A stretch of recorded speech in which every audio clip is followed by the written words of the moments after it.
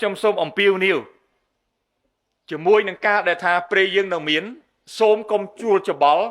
ទៅដណ្ដើមទិញយកមកទុកក្នុងផ្ទះតាមរយៈការដាក់ធុងជ័រនេះពីព្រោះខ្លាចជាការចំណេញចូលដើមចង់ចំណេញតិចតួចប៉ុន្តែប្រយ័ត្នឆេះផ្ទះអស់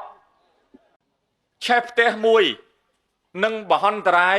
ជាងការដែលប្រេង1លីត្រឡើងខុសគ្នាប្រមាណ100រៀលប្រយ័ត្នមែនទែនសូមបងប្អូនប្រយ័ត្នសំណូមពររបស់ខ្ញុំសូមអំពាវនាវកុំឲ្យខំយកកានទៅទិញឲ្យមានចលាចលដល់ប្រទេសនៅពេលដែលប្រេងយើងនៅមានបរិមាណគ្រប់គ្រាន់កុំឲ្យគ្រប់គ្រងទី2ក្រសួងរាយនឹងធម្មពលកំពុងសហការជាមួយក្រសួងពាណិជ្ជកម្មតាមការណែនាំរបស់សម្ដេចមហាបវរទៅប្រទេសម៉ាណែតបរិយារដ្ឋាភិបាលកំពុងតែចុះទៅមើលស្ថានីយ៍ផ្គត់ផ្គង់ប្រេងទាំងអស់ដើម្បីធានាថាគ្មានស្ថានីយ៍ណាមួយលក់ប្រេងក្រៅពីការកំណត់របស់រដ្ឋដែលចេញមកពីការចរចារវាងរដ្ឋជាមួយនឹងក្រុមហ៊ុនបរទេសដែលយកប្រេងចូលមកមានតម្លៃមួយដែលឆ្លុះបញ្ចាំងថ្លៃសមស្របដល់ទីផ្សារអន្តរជាតិដល់ស្ថានភាពបច្ចុប្បន្ននិងចំពោះមុខ